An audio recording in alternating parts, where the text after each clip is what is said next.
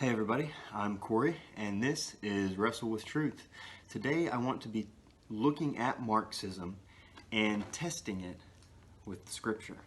Last week my wife came downstairs and I was sitting on the couch with the Communist Manifesto written by Friedrich Engels and Karl Marx, kind of the fathers of Marxism. They didn't create communism. Communism existed. Karl Marx adopted that philosophy, wrote extensively on it, created the Communist Manifesto, and that has become the basis for Marxism. Those are the primary documents that we're going to be using as we test communism and Marxism with biblical truth. We have to test everything. We have to test what we hear from the pulpit. We have to test what our friends say, what we see in the media, in the news feed, whatever the world's holding up. Test me. Don't take my word for it. Please don't take my word for it. Test everything.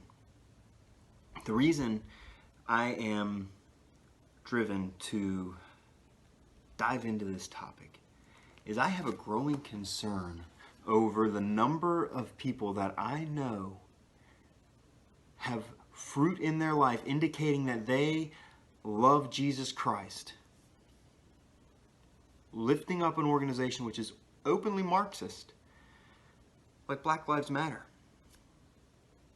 And it's not just lay people that I know doing this. I see pastors doing it.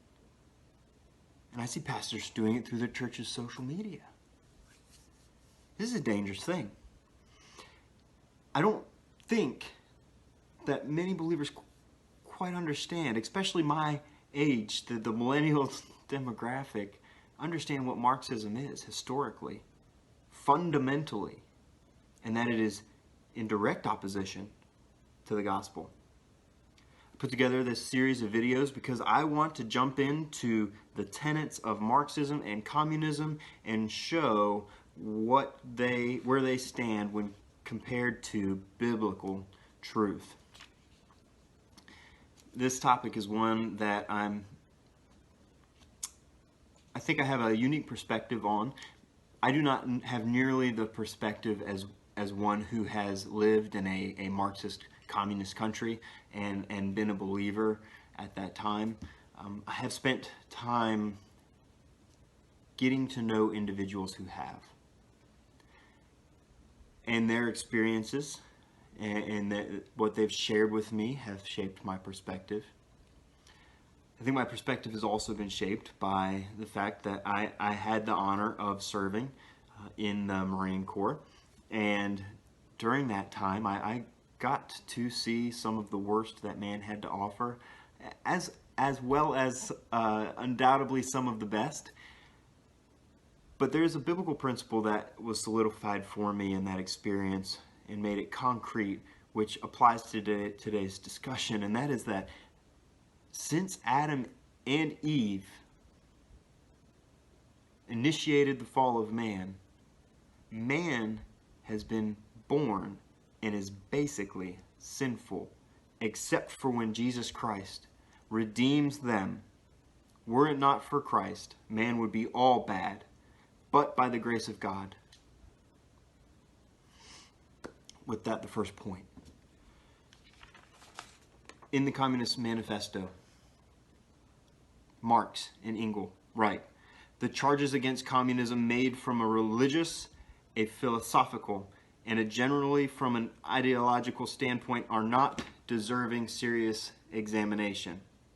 They go on throughout the manifesto to discredit any arguments made from a traditional political science, from a historical religion, from a historical jurisprudence, or legal perspective of any sort.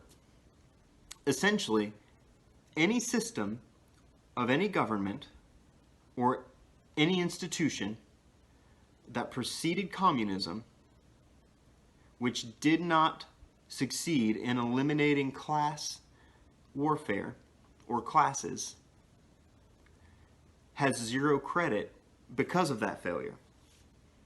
Marx looks at that and goes, it's a system problem. The Christian looks at that, and we look at history, and we know that it's a sin problem. See, we don't get a perfect government. We don't get a perfect king. Not here on earth we don't. We have a king who is perfect. And we get to reign with him one day as heirs covered under the blood of Christ in a perfect kingdom. But until then, man and sin will continue to corrupt every institution there is. This world is fallen. Communism would work if it weren't for sin. But sin exists. And when sin and man with sin steps into a construct such as communism, it becomes a very dangerous thing.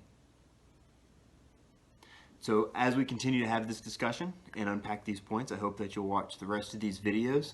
Be sure to like and share this with somebody you think is wise, and I look forward to continuing this discussion.